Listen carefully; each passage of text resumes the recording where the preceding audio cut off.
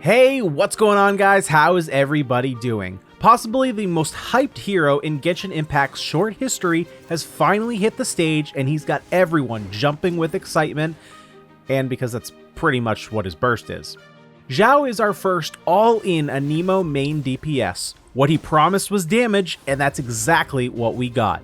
We'll be talking about the stats you should be prioritizing, how to build your artifact sets, what weapons he'll get the most performance from, and what talents you should focus on. We'll be judging these from a free-to-play level all the way up to an endgame primary hero. So without further ado, let's jump right into it. While there's nothing inherently special about his auto attack, it does scale higher than both of his current polearm counterparts. He does, however, not take any damage from performing plunge attacks. While that won't have any bearing on your performance in combat, take comfort that if you should need to drop from a great height, you can plunge attack to live another day. Xiao's skill can be especially devastating given its many uses. First and foremost is simply the damage. If you thought Ganyu's Frostflake Arrow Bloom hit hard, Xiao's skill hits harder at every level.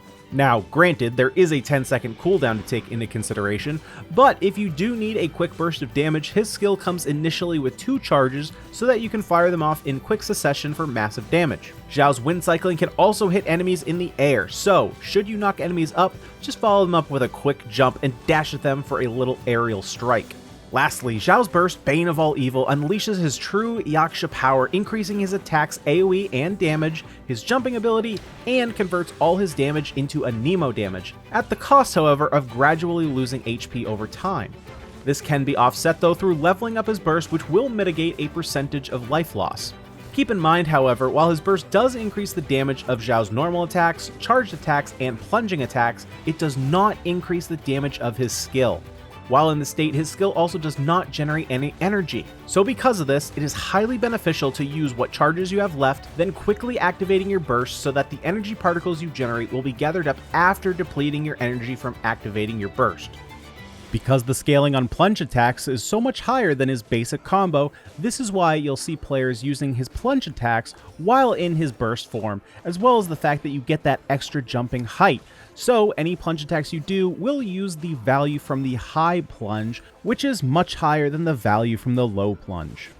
When prioritizing talents to level up, while you may initially think that it would be wise to level his burst as high as possible since that's when he does a majority of his damage, it's actually most cost effective to stop at level 7. This is because level 7 is the point at which the life drain improvement ceases and the increase in damage is outclassed by the scaling per level from his auto attack. So instead, focus on Xiao's auto attack first. Once all his skills are level 6, get his burst to level 7, and then you can pretty much forget about it until you level up his auto attack and skill as high as they can go.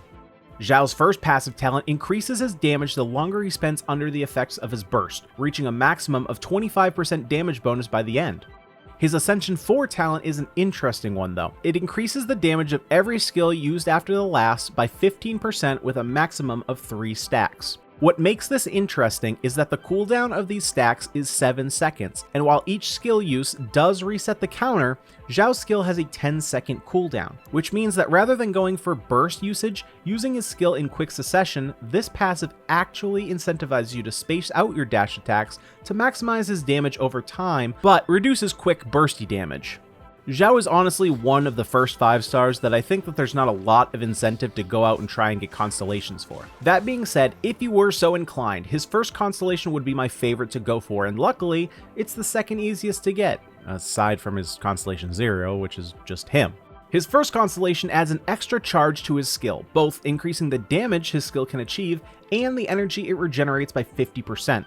His second Constellation increases his energy recharge when he's off the field by 25%. While Xiao's burst does cost 70, and you'll often use other Anemo heroes as batteries to generate energy for him, Xiao will spend most of his time on the battlefield where this Constellation will find little use. Also, when off the field, the energy a hero generates is spliced into a third of what would normally be generated, and 25% of that is incredibly low. While it may help you reach your burst faster, there are other cost-efficient ways to do so. Constellations 3 and 5 are our typical 3-level promotions for our skill and burst. Constellation 4 increases Xiao's defense by 100% whenever he falls below 50% health, and with a proper healing or shielding hero, you should really have no use for this. Constellation 6 will, however, add a lot of destructive power to Xiao's burst play patterns, allowing him to spam his skill for 1 second after hitting multiple enemies with a plunge attack. This drastically changes Xiao's playstyle and turn him from more of a plunging hero to a dashing hero, which, while honestly is my preferred way to play him, I'm not willing to shell out the money for that constellation. Building Xiao's artifact sets is really quite simple. A 2-piece Viridescent Veneer set and 2-piece Gladiator set are really the only sets we have available at the current time that will be beneficial to our damage output. Most of the 4-piece sets that we normally have access to on our main DPSs, like Gladiator's Finale, Retracing Bolide, or the Elemental sets, don't really benefit Xiao's plunges or skill in any way. So while they will increase his auto attack damage, we can save ourselves some headache and just say that for an endgame build, this is really the only setup that is viable at the moment. For your up-and-coming builds, though, that maybe haven't gotten great Gladiator pieces yet because of their difficulty to acquire when it comes to farming, replacing these pieces with a 4-star equivalent, Resolution of Sojourner, or Braveheart sets will be the best alternative. For minimal stat loss, try and prioritize these pieces on your Flower and Timepiece, though. As for his individual pieces, most players will benefit from an attack timepiece, a Nemo damage bonus cup, and a critical damage circlet. We most likely will not need to worry about crit rate here because Xiao's Ascension stat is already crit rate, so we should hopefully be able to get a decent amount from either substats or from his weapon, allowing us to focus on crit damage.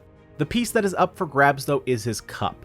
Most might think it's obvious that we build an Anemo damage bonus cup, since his skill does Anemo damage and all his damage under his burst will do Anemo damage as well. However, this bonus falls under the same category as the burst's additional damage, his first passive's additional damage, and if you're using Viridescent Veneer, its set bonus as well. This can all lead to a diminishing return situation where it's actually beneficial to build an attack cup instead.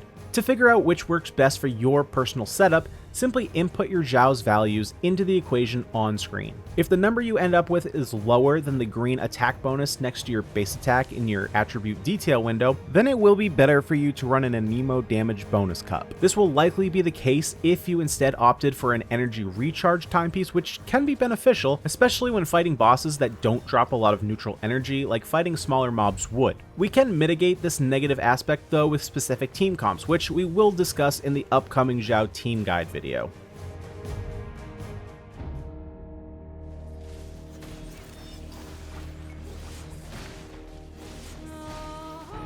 Xiao's best in slot weapon will be the Primordial Jade Winged Spear. With a sky-high attack, crit rate as a substat, and attack percentage boost to boot, plus increased overall damage when in possession of maximum stacks, this is not a weapon to joke about. While of course the other 2 5-star polearms will do him just fine, I do want to mention specifics about them briefly. Vortex Vanquisher excels when used on a team that utilizes shields, though it can suffer from diminishing returns given how many attack percentage boost it gives, so it might be beneficial to run an energy recharge timepiece instead of attack in this instance to help round out Xiao's kit.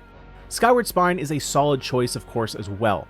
This weapon will outperform Vortex Vanquisher when dealing with auto attacks. However, since the passive doesn't affect Xiao's skill or burst at all, it loses in DPS in these categories. If you're one of the people that doesn't like the pogo aspects of them, as I call them, Skyward Spine will be the second best choice, though both are still inferior to the Jade Spear. The 4-star alternatives are very tricky as they are situational and will perform better or worse given the situation you find yourself in. The common debate you'll find most people discussing is Deathmatch versus Blackcliff Pole. Deathmatch will give you more crit rate, while Blackcliff Pole will provide you with a big crit damage bonus and slightly more base attack. At the start of a fight, Deathmatch will come out on top, given that its passive will always be active to some extent, though you will lose out on damage if you're fighting in an AoE situation versus a one-on-one fight. However, once the killing begins, Blackcliff Pole will take the advantage and perform better with all 3 of its stacks. Also take into consideration that Blackcliff Pole is a free-to-play option and is also, depending on how you define this, easier to refine, only furthering its potential. That being said, Blackcliff Pole is substantially worse against bosses. So take these thoughts into consideration before you make your decision on which weapon you'd like to build. The next best choice would be the Royal Spear. Normally, I'm not a big fan of this weapon, though I can't really argue the raw numbers. As long as you can consistently build up your burst, the Royal Spear will come out on top of the Favonius Lance that would be here instead. As a free-to-play option, Prototype Star Glitter will be your best option. Even though Crescent Pike is usually the go-to for craftable polearms for main DPS heroes, because the majority of Xiao's damage is a Nemo, we lose out on the physical damage bonus. Xiao's skill and plunge attacks will also not trigger the extra attacks we could proc from the weapon's passive. That all being said, some of Xiao's best teammates to use as batteries are 5-star heroes, so with those being out of reach, it's likely that you'll need some help building your burst, which is why I recommend the Energy Recharge weapon.